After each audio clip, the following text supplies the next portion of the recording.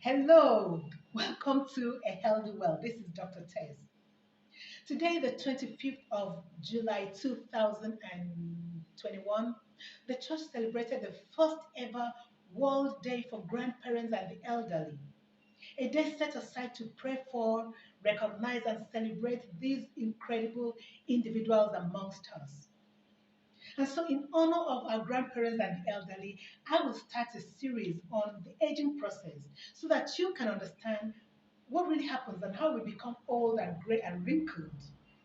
You will also gain insight about some of those things that tend to be associated with old age, like osteoarthritis and a decline in mental health, some of the things that you have asked me to talk about. Now, biblical history tells us that our fathers in faith lived to be hundreds of years old. Well, guess what? Those days seem to be back. All over the world, people are living longer and older. In fact, it is estimated that by the year 2050, over 20% of the world population will be people 60 years and above. Imagine that. It means hundreds of millions of people will be 60s and 70s, 80s, 90s, and beyond. But what is the implication of this aging population on the individual and the community? For the individual, these extra years afford them time to do something they never had opportunity to do when they were younger.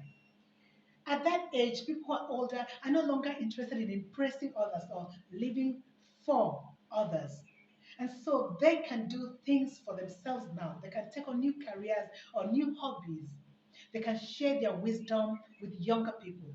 They can be there with their families. They can be really productive. But one thing will stand between them and this level of productivity, and that is health. That's right. People have found that as they grow older, their health tends to grow not as well. And so there's a tendency to associate old age or growing older with being weaker and sicker. In the series that we will do, we'll find out that the two don't necessarily go together, that you can age without being sick.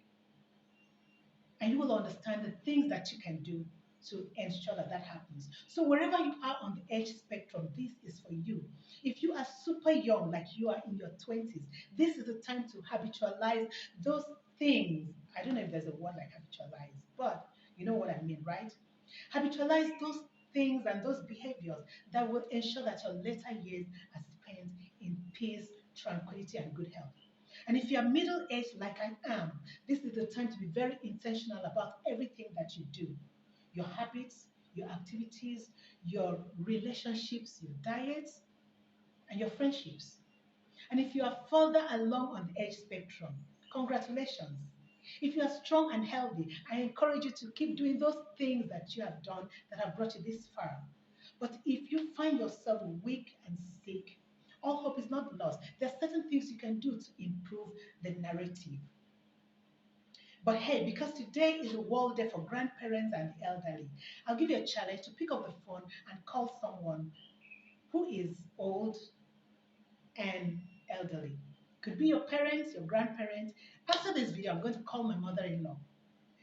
And if they spend 5 minutes of your call talking about how their knees and their joints are painful, you know what you can do? Just listen. Just listen. I'm excited about the coming series and I look forward to sharing more ideas with you.